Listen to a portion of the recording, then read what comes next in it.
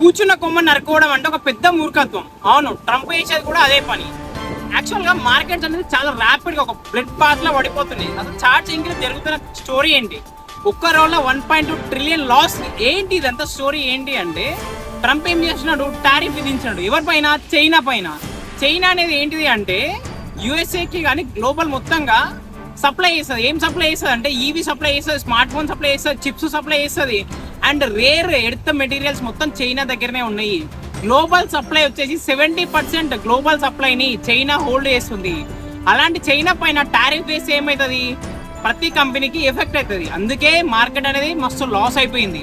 ఒక్కటే మాట, పచ్చని పంటకి నీళ్ళు వస్తున్నాయి, నీళ్ళ మధ్యలో కట్టగడితే ఏమవుతుంది? పంట ఎండిపోతుంది. ఇప్పుడు ట్రంప్ కూడా అదే వేసుకున్నాడు.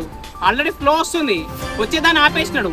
ఇక్కడ ఏంటి అంటే కంట్రీ టు కంట్రీ గూడ్స్ అనేది సప్లై చేసుకోవు, కేవలం కంట్రీ టు కంట్రీ పవర్ని హోల్డ్ చేస్తాయి. అంటే నీ కంట్రీకి ఆయిల్ కానీ లేకపోతే సెమీ కండక్టర్స్ కానీ అవన్నీ ఒక కంట్రీ సప్లై చేసినప్పుడు వాళ్ళు నీ కంట్రీని ఇంకా హోల్డ్ చేయాలి అంటే వాళ్ళు సప్లై చేసిన ఐటమ్స్ అన్నిటిని హోల్డ్ చేస్తారు.